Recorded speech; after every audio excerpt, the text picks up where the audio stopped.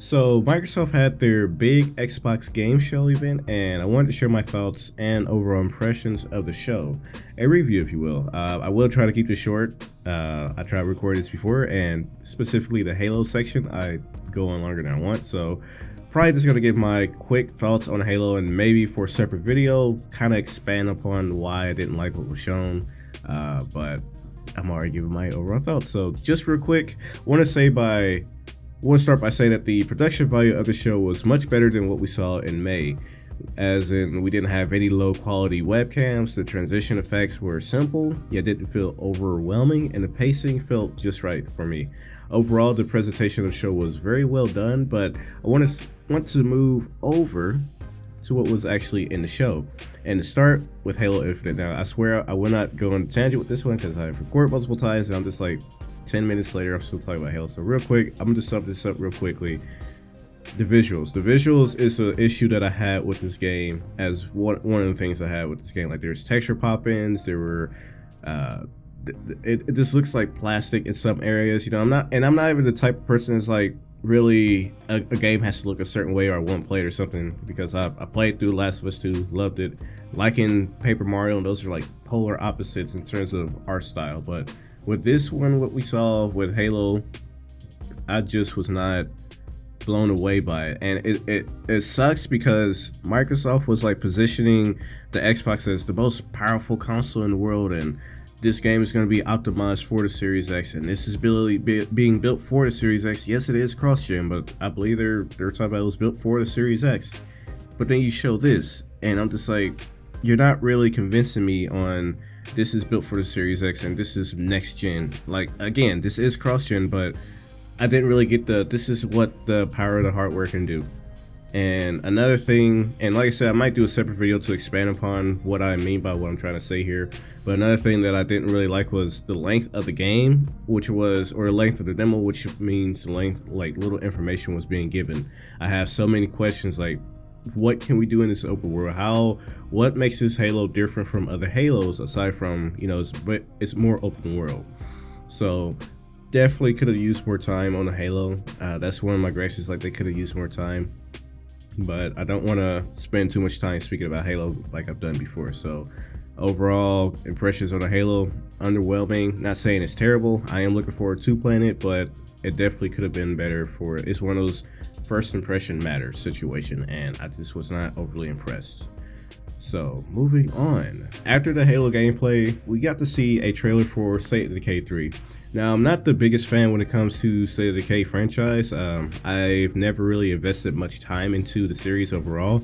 If I had to guess, I would probably say less than 10 hours across both titles, so that's how little I've played this game. But what I'm hoping with this entry to the series is that it has a much better production value, which is kind of funny because me personally, I'm always like, yeah, you know, AA games, as long as it looks good, it looks fine, I don't really care. And I'm just thought about, I kind of want this to have a little better production value. But I guess what I'm trying to say is, like, I want it to have more weight. And that's kind of what I got from the trailer. Like, it's going to be more weighted and more grounded. But when I think of how I want the game to feel for a third-person shooter, it's like I'm thinking Days Gone, The Last of Us, Division, Gears of War. Like, that's the type of quality I'm looking for when it comes to a third-person shooter or third-person game overall. And the current State of Decay doesn't really give me that. I might download the game so I can actually give it a try. But that's my thoughts right now. But moving on, Forza. You like cars? Here's cars. This one was interesting because it was stated that this is in early development, and usually, you know, Xbox is launched with Forza to really try to show what the system is capable of. Not the case with this one, and they're also dropping the number for this Forza. So does this mean games as a service? You know, we're not going to make multiple Forzas just to say we have a new track or a better roster. We can just add to the roster, add to the track, and go from there. So we'll have to see. Still early in production. We got a trailer, but that was about it. Now, Everwild, it's a beautiful trailer, I will say that. And it's funny, I know you're just trashing, you know, Halo not too long ago because of the art style that happened. With this one, I like the art style. Although, like I said, I'll expand on Halo later. Anyway, I'm going on a rant. Everwild looks beautiful. We got a bit more of an insight on what the world is about, but we were missing gameplay, and that's important because as beautiful as the trailer was and it expanded, I still don't know what it is I will be doing. You know, the executive producer said that it's a magical place that you'll be exploring, you're going to lose yourself in. So survival, open world survival, like we just don't know. So that's the one gripe, but especially since it's been revealed before and it's like, here's another trailer but expanding a little upon. So I'm just like, a trailer and another trailer and we're still missing gameplay. Not the best for me. Another thing that I want to point out and just rant about real quick, please drop the optimized for Series X logo. Like, it is so stupid because it's like, what's the point in having it if it's saying, especially for games that are like only Series X and PC, like you don't need to have something letting people know optimized for Series X. It's pointless to me. It really is, especially when it's on the case and average Joe going to the game store is not going to know what this symbol means. It doesn't detail what it means and people have to guess what does it mean, especially when the games that were shown weren't really giving that vibe for this is next gen and this is why you want to play. Like, the logo is stupid. Going on a rant, but it is stupid. Now, bit of a rapid fire. Tell me why Episodic Story, may check it out. Ori is going to update to be 120 FPS along with some other features I think they were speaking about with the audio. I haven't finished the game yet, so playing through it at a higher frame rate would be interesting.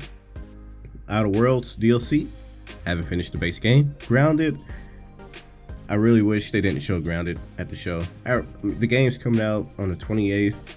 We've had the preview, we have multiple trailers. We didn't need it to show up again. We didn't need it to show up again. So yeah, it's negative for me. After Grounded, we got Elder Scrolls 6. We got Avowed, which is a highlight of the show, actually.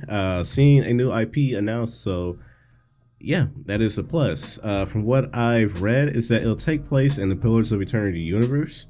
So I may have to play or try to franchise out so I can see and feel what the world lore is, depending on how connected they are.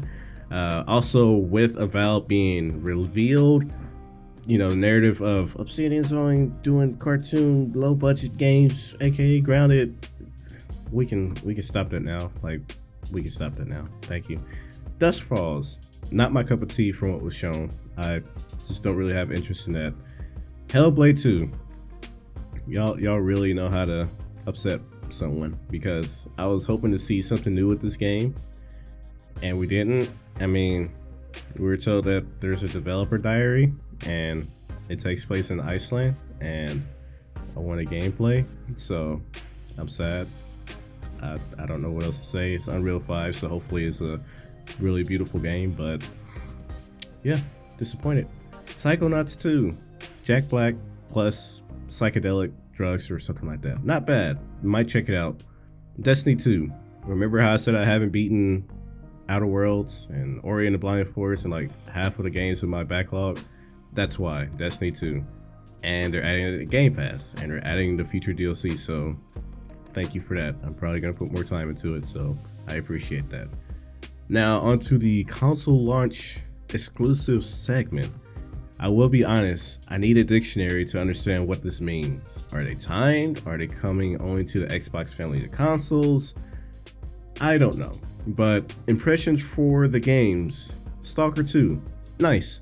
Warhammer 40k Darktide, get better flashlights. Tetris, it's Tetris. The Gunk, I thought that fist was for punching, it's for sucking. Take that as you will. The Medium has my interest with the mirror world approach, but I'll admit I'm a wimp when it comes to horror games, though Dead Space is one of my favorite games ever. Just putting that out there. Phantasy Star 2, I haven't MMO'd since middle school and RuneScape, or actually elementary school and RuneScape. Crossfire X, I kept calling it Counter-Strike for whatever reason, and I don't even play Counter-Strike, so there's that. They're having the story made by Remedy, and I don't know, it's military campaign. That's the most I can say about it.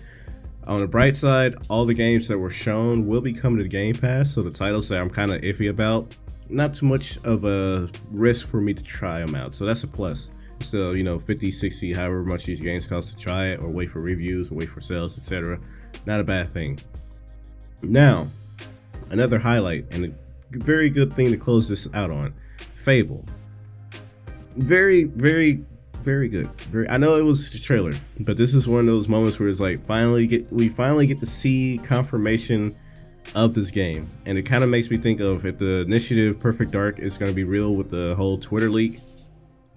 And they did a really bad job hiding that by saying, "Oh, we registered trademarks before." But yeah, it was nice to see that Fable was finally announced. And I was also like, as I was watching the trailer and just hearing the narrator, it's like, this Fable, ain't it? I'm hearing the narrator talking. I'm seeing the fairy fly around. I was like, I'm waiting for that comedy moment. I'm waiting for it. She goes to smell the flower.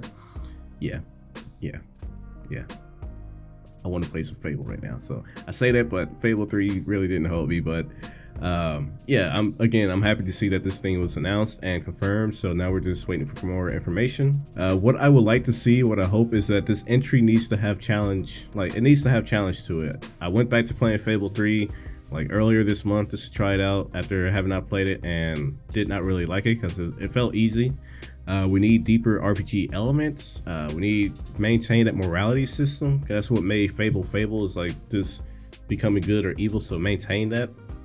And overall, I would like this to be positioned as one of the must-plays RPGs. Not to put too much pressure on it, but I'm just hoping that, you know, it's a must-play, and it turns out very good. That's all I'm hoping at the end of the day. So overall, thoughts on the Xbox show, I will have to say I give it about a 7.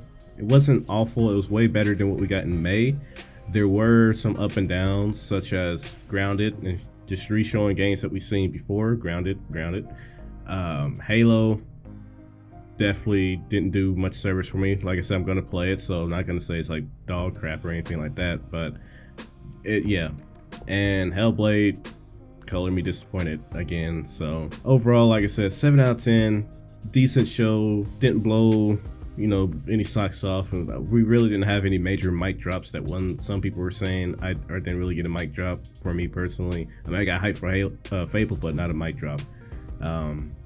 So that's about it. The last thing I kind of want to touch on too before I close this out is that Xbox is kind of in a tricky position where people are upset that we got trailers, even though people were upset that Xbox kind of didn't show games because they're, you know, ways out. But now they're showing games that are ways out, and people are like, but we just got a trailer this time. So I'm just like, do y'all want to wait for games until they're done, or do y'all want to see the games now? Like, I'm seeing the back and forth on that, but yeah, they're in a tricky situation. And not only that, but they failed in this show to show why the Xbox hardware is like something you should pick up, like what it's doing for the games. They failed to show that. Even with the Ratchet and Clank trailer demo that we got with the PS5, was like, you can clearly see the SSD at work. I didn't really get any feeling like this is the architecture for, or the velocity or the 12T flops that work here. So that's the problem with Xbox. But again, overall, decent show, not god awful like I've seen some people saying it was. But I mean, at the end of the day, that's their opinion. But I thought it was good. So got this one to be a little shorter. I'm gonna close this out real quick. Let me know what you thought on the show. Let me know what you think of this video. If you liked it, you hated it, disliked it, whatever. If you enjoyed it, leave a like. If you disliked it, thumbs down. Either or, share it as well if you like. Would much appreciated. So I'm gonna leave it at that, so this one doesn't go any longer. So yeah, deuces.